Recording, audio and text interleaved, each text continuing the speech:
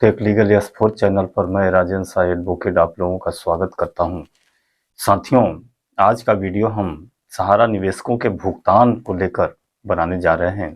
साथियों, अब हमारे लिए भुगतान पाने का बहुत ही सुनहरा अवसर आ गया है, गोल्डन चांस आ गया है, क्योंकि साथियों चार राज्यों के विधानसभा चुनाव का आगाज बिल्कुल होने जा रहा है।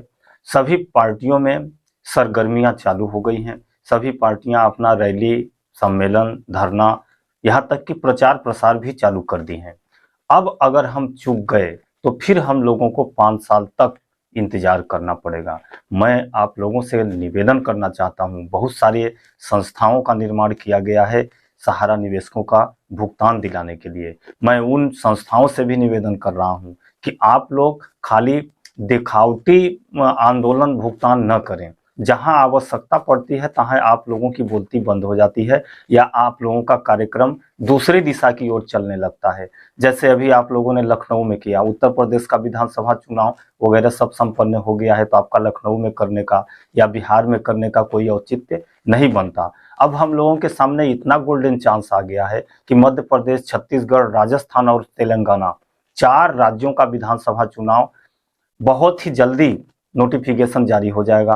तो मैं यह कहना चाहता हूं, आप लोगों से विनम्र निवेदन करना चाहता हूं, चूंकि जो संस्थाएं निवेशकों का भुगतान दिलाने के लिए प्रयासरत हैं, बहुत सारी संस्थाएं प्रयासरत हैं, आंदोलन, धरना, प्रदर्शन भी उनके द्वारा किया जा रहा है, जो काफी सराहनीय कदम रहा है। लेकिन मेरा यह कहना है कि अब आपको आपके पास गोल्डन चांस आ गया है, उस चांस को नजरअंदाज न करें।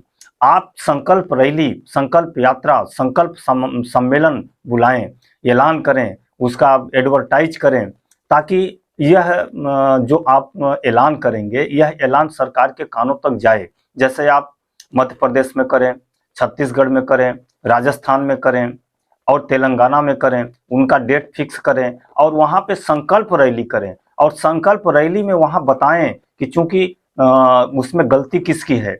सहारा निवेशकों का भुगतान न हो पाने में कहीं ना कहीं अल्टीमेटली तौर से डायरेक्टली जिम्मेदार जो देश का मुखिया होता है, जो मुख्य जैसे जो लाइसेंस जारी किया है, यानी कुछ भी कृत्य अगर देश में होता है तो उसका जिम्मेदार कहीं ना कहीं हम सरकार को ही मानते हैं। ऐसा तो है नहीं साथियों कि कोई भी व्यक्ति किसी व्यक्ति से लूट खसोट करे और लूट खसोट करके चल जाए, उसका कुछ भी ना हो।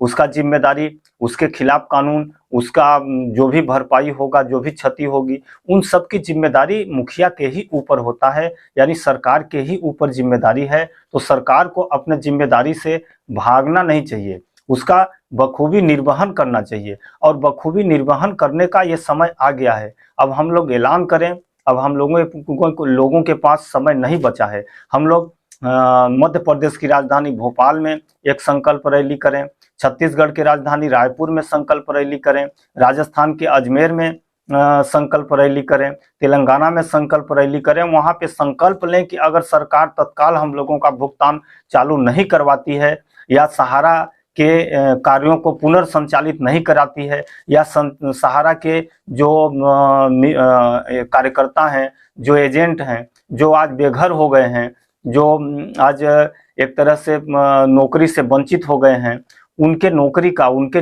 पुनर्निवेश माने विस्थापित का, एक तरह से हम विस्थापन मान सकते हैं, क्योंकि वो अब इस समय बेरोजगार हो गए हैं। तो उनको रोजगार दिलाने के लिए तथा निवेशकों का भुगतान दिलाने के लिए सरकार तत्काल कोई ना कोई कदम उठाए और सरकार ऐलान करे कि ठीक है, हम ये करेंगे, चुनाव के बाद करेंगे या चुनाव के पहले करेंगे, ताकि हम लोगों का ये बातचीत सरकार से चलना, संवाद चालू हो। सरकार का क्या मंशा है, सरकार क्या कहना चाहती है। इस तरह से हम लोग जब प्रयास करेंगे, 4 राज्यों से प्रयास शुरू कर सकते हैं।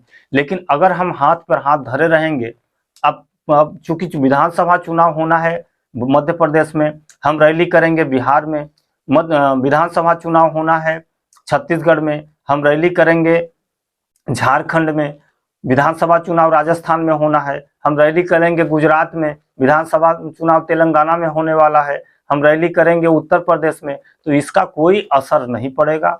हम जानते हैं एकता में शक्ति होती है। हम सभी लोग एक हैं। हम सभी लोग एक होके अगर इसका विरोध करेंगे तो निश्चित रूप से सरकार सजग होगी, सरकार के कानों तक यह आवाज जाएगी। और वोट बैंक की राजनीति बहुत बड़ी राजनीति होती है। अगर सरकार को उसके वोट खिसकता हुआ नजर आएगा, उसके वोट बैंक पर जब प्रहार होता हुआ नजर आएगा, तो सरकार कुछ भी करने के लिए तैयार हो जाएगी। आज आप लोगों के सामने है, आप लोग देख रहे हैं वोट को खरीदने के लिए किस तरह से पार्टियों में होड़ मची है। कोई पार्टी कह रही है कि हम 1000 रुपया देंगे, कोई पार्टी कह रही है हम 1500 रुपया देंगे, कोई कह रही है हम गैस माफ कर देंगे, कोई कह रही है हम किसानों का ऋण माफ कर देंगे, कोई पार्टी कह रही है हम बिजली का बिल माफ कर देंगे, कोई पार्टी कह रही है कि अगर हमारी सरकार आती है तो हम बेरोजगारी भत्ता देंगे। यानी वोट को खरीदने के लिए पार्टियां अपना जी तोड़ एक कर दी हैं। और जो भी हो, चाहे वो उनका घोषणा पूरा हो या न हो, लेकिन आश्वासन करने में कोई पार्टियां पीछे नहीं है। सारी पार्टियां जी तोड़ माने जी जान लगा दी है।